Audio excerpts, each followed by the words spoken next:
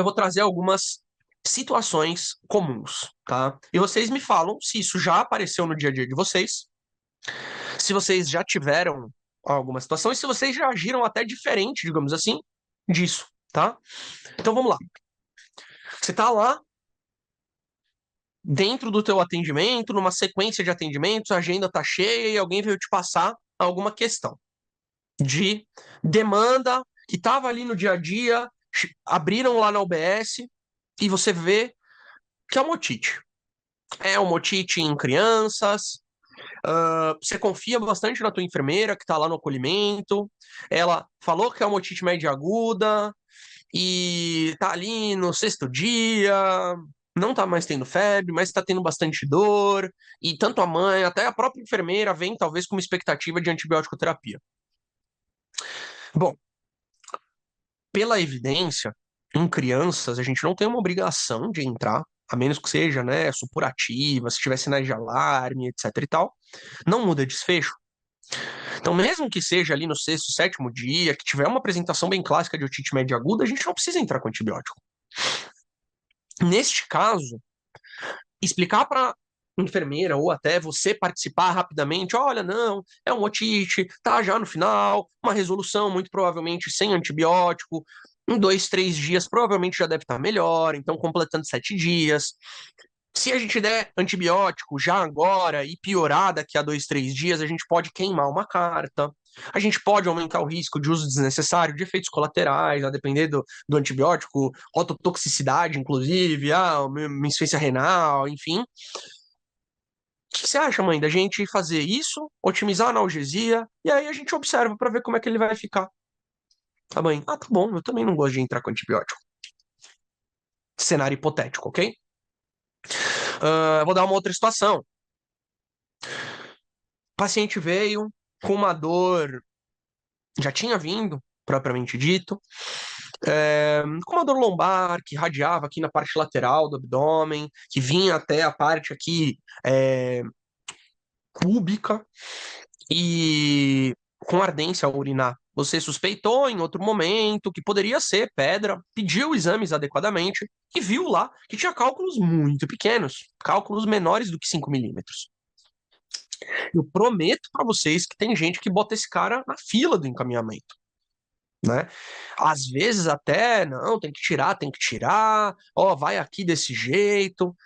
E aí a gente, primeiro, né, pra gente fazer uma boa espera permitida, pra gente conseguir fazer isso com segurança, a gente tem que saber a evidência. A gente tem que saber que cálculos menores, pequenos, né, menores do que 4, menores do que 5, a depender da literatura, eles têm uma alta chance de expelir espontaneamente, sem inclusive intervenções. Talvez ali uma tanzulosina, se a gente tiver acesso ou não.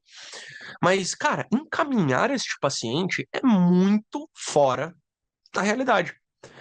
E percebam, e se vocês já tiveram uma experiência, por exemplo, dentro dos ambulatórios nas faculdades de vocês, vocês vão ver o quanto de paciente não bate lá no ambulatório por uma coisa que foi encaminhada há meses, há ano, e talvez o paciente nem tenha mais aquilo. Ele bate lá, não, não, eu vim porque não sei o que lá, orientações e vai embora.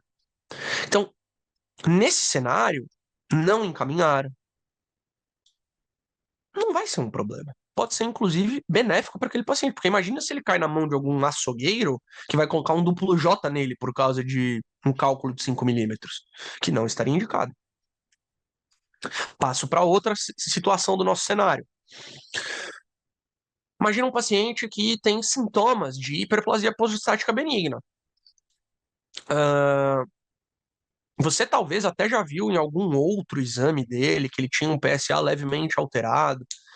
Como ele teve essa queixa, você também pediu um novo PSA para confirmar, certo? Porque aqui não é de rastreio, então não estamos falando de câncer de próstata, estamos falando de sintomas prostáticos. E viu que não tem nenhum achado a princípio de gravidade, são sintomas leves. Este paciente, perdão, aqui que a minha cachorra aqui tá meio maluca. Este paciente, ele não precisa ser encaminhado de maneira geral. Ele não precisa sofrer uma biópsia, ele não precisa sofrer uma intervenção.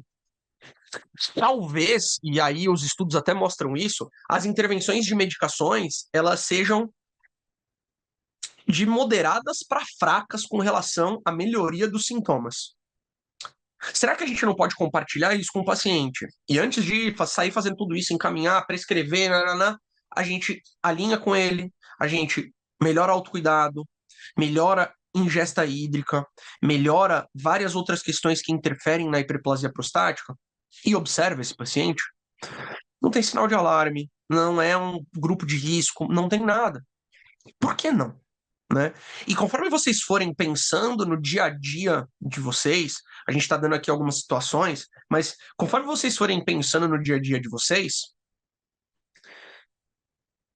vocês vão vendo várias situações que talvez a gente não está trazendo aqui, mas que vocês vão falar, pô, por que não? E aí, com a comunicação para o paciente, vocês vão conseguir. Desculpa, só um segundo.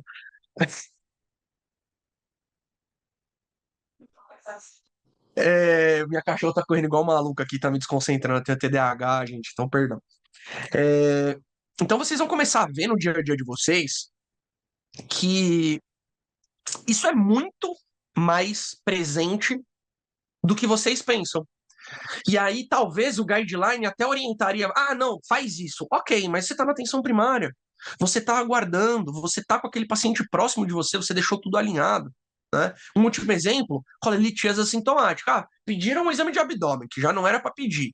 Não vai ter sintoma. Ah, viu ali uma pedra na vesícula. Esse cara não precisa ir operar agora.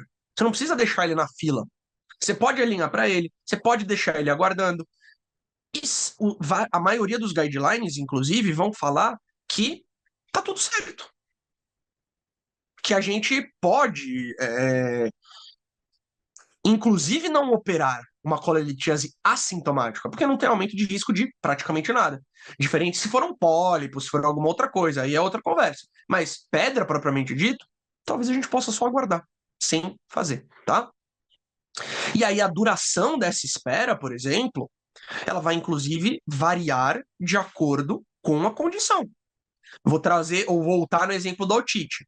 A otite com efusão em crianças, por exemplo, para a gente fazer cirurgia, ou é algum achado muito de gravidade, uma apresentação clínica muito grave, ou uma intensidade de sintomas muito importantes. Agora, tem uma questão: com efusão, criança com bom estado geral, melhorando, a gente não precisa fazer um encaminhamento, tá?